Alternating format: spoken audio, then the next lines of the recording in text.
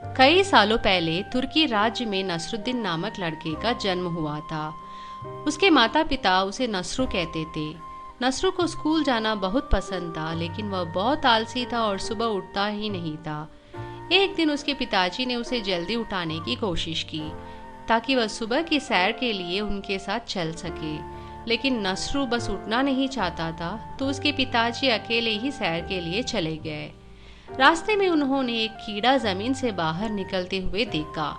एक पंछी उड़ा और कीड़े को खा लिया। उसके पिताजी ने महसूस किया कि यह उदाहरण नसरू को सिखा सकता है कि सुबह उठना कितना अच्छा है। जब वह घर की ओर वापस जा रहे थे ताकि नसरू को उठा सके, उन्होंने एक थैले में सोने के सिक्के पाए। उन्होंने आसपास देखा कि वह थैला किसी का है, लेकिन उसे कोई नहीं दिखाई दी। तो उन्होंने थैला उठाया और घर लौटे। उन्होंने नसरू के पास जाकर कहा, उठो बच्चे।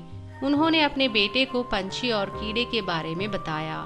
उन्होंने कहा, नसरू, पंछी ने कीड़ा पकड़ सका क्योंकि उसने सुबह जल्दी उठा। नसरू ने बेगुनाही से कहा, कृपया पिताजी मुझे सोने दो। उसके पिताजी ने फिर उसे थैले के बारे में बताया और कहा, मैंने उस थैले को पाया क्योंकि मैंने सुबह जल्दी उठा था। सुबह जल्दी उठना अच्छा है।